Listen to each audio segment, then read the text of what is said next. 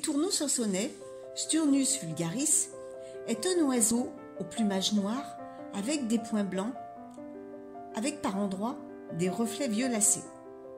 Il a une taille inférieure à celui du merle avec lequel il peut être confondu, bien que morphologiquement il soit très différent. Par exemple, le merle sautille alors que l'étourneau marche.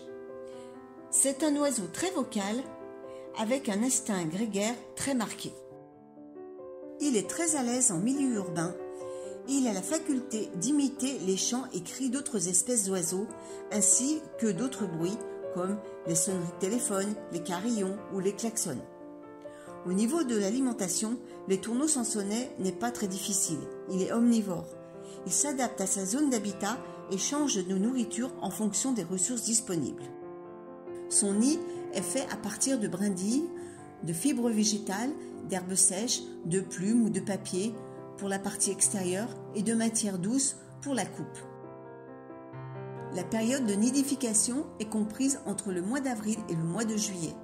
La femelle se servira de ce nid pour déposer ses œufs entre 4 à 6 d'un bleu éclatant sans tache d'environ 30 mm. Cette couleur vive est reliée à la nidification cavernicole pour que les œufs ne soient pas directement visibles par les prédateurs. L'épervier est considéré comme le principal ennemi de l'étourneau sansonnet. Bien que l'étourneau sansonnet ne fasse pas partie des animaux domestiques, il est très présent et très à l'aise dans l'environnement humain. En effet, si l'on se réfère au comportement de cet oiseau, c'est auprès des hommes que la nourriture est abondante.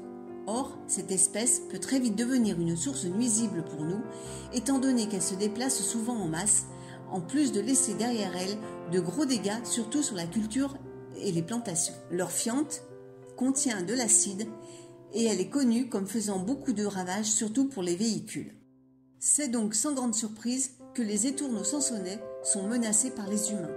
En effet, comme ils sont très ravageurs, certains n'hésitent pas à faire exploser les niches pour s'en débarrasser.